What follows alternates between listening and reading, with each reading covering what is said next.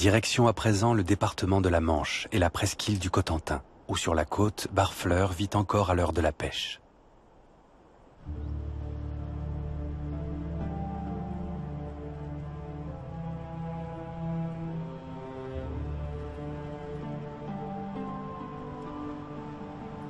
Célèbre pour ses naufrages, la pointe de Barfleur l'est aussi grâce à Gatteville, le plus haut phare terrestre d'Europe.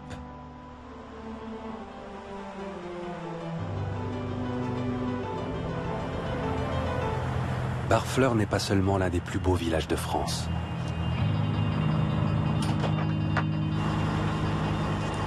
Loin des élevages sur bouchots et de leurs pieux bien alignés, son port est l'un des derniers où l'on pêche encore la moule sauvage.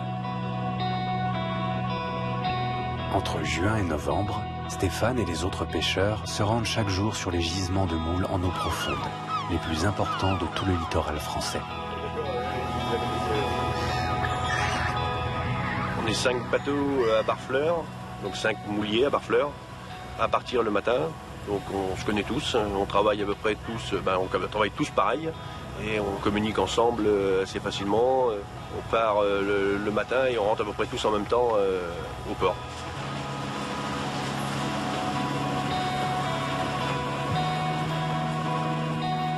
Autrefois récoltée à pied lors des grandes marées découvrantes, la moule de Barfleur est pêchée au large, à la drague, depuis les années 70.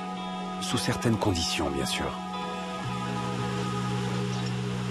Alors une moule de qualité, déjà, il nous faut du beau temps et de l'eau douce. C'est clair que si le temps est propice avec une eau qui se réchauffe, parce qu'il faut une eau quand même à une température qui se réchauffe avec de l'eau douce, et là la moule va s'engraisser et on aura une bonne qualité. C'est vrai que si l'hiver est très froid et l'été pas terrible, la moule se remplit pas comme il faut, quoi.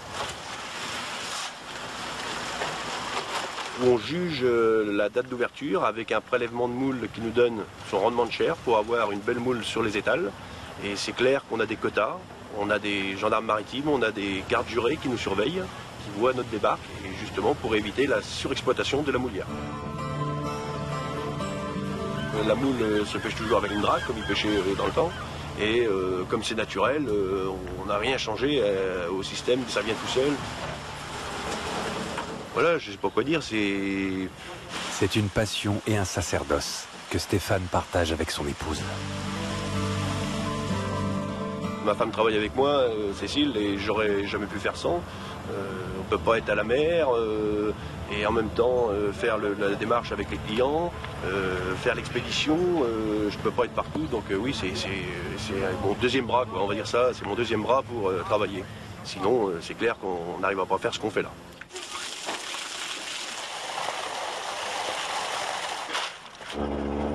Mon fils Antoine travaille avec moi, bien avec moi. Pour l'instant, ça reste encore du plaisir. Normalement, cette année, rentre à l'école d'apprentissage maritime. Oui, c'est un plaisir. On est en symbiose l'un et l'autre à travailler. Et j'aime bien travailler avec mon fils et lui inculquer ce que moi je sais. Pourquoi il n'y aura pas d'avenir?